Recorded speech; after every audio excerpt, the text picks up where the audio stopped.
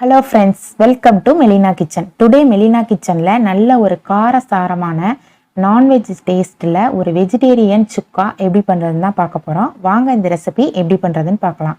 First இந்த recipe பண்ணுறதுக்கு நான் இன்னைக்கு ஒரு மீடியம் சைஸ் பலாக்காயை எடுத்திருக்கேன். இதை எப்படி கட் பண்ணுறதுன்னு ஃபஸ்ட்டு பார்த்துக்கலாம். அதுக்கப்புறமா நம்ம ரெசிபிக்குள்ளே போகலாம்.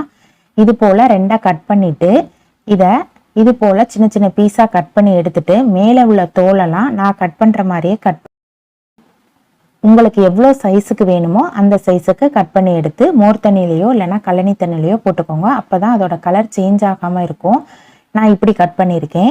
இப்போ கட் பண்ண எல்லா பீஸையும் குக்கரில் சேர்த்துக்கலாம். சேர்த்துட்டு இந்த ரெசிபிக்கு தேவையான அளவுக்கு உப்பு ப்ளஸ் இந்த காய் மூழ்கிற அளவுக்கு தண்ணியும் சேர்த்து குக்கர் மூடி போட்டு மூடி ஸ்டவ்வை ஹை ஃப்ளேம்லேயே வச்சு 3 விசில் வச்சு எடுத்துக்கலாம். நெக்ஸ்ட்டு ஒரு பேனில் 2 டேபிள் ஸ்பூன் ஆயில் சேர்த்துக்கோங்க. ஆயில் நல்லா சூடானதும் 1/4 டீஸ்பூன் ஜீரகம், 1/4 டீஸ்பூன் சோம்பு ரெண்டும் நல்லா பொரிஞ்சதும் ஒரு மீடியம் சைஸ் பெரிய வெங்காயத்தை ஸ்மால் சைஸாக கட் பண்ணி சேர்த்துக்கலாம்.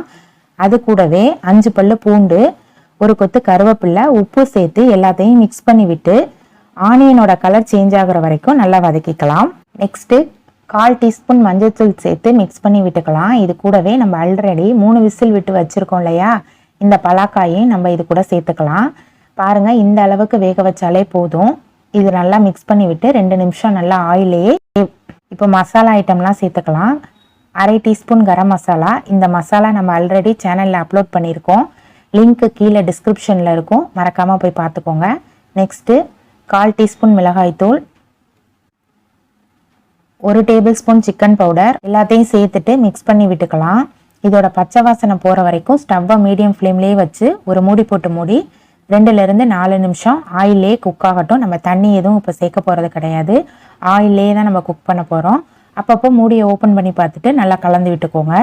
இப்போ மூடியை ஓப்பன் பண்ணி பார்க்கலாம். இப்போ பாருங்கள், அதோட பச்சை வாசனை எல்லாம் போயிடுச்சு. சூப்பரான நான்வெஜ் டேஸ்ட்டில் நல்ல ஒரு சுக்கா வறுவல் ரெடி ஆயிருச்சு. இந்த ரெசிபி எல்லா வெரைட்டி ரைஸோட வச்சு சாப்பிட்டாலும் முக்கியமாக தயிர் சாதத்தோட வச்சு சாப்பிட்டா அட்டகாசமாக இருக்கும். நீங்களும் இந்த ரெசிபியை ட்ரை பண்ணி பார்த்துட்டு உங்களோட கமெண்ட்ஸையும் மறக்காமல் ஷேர் பண்ணுங்கள்.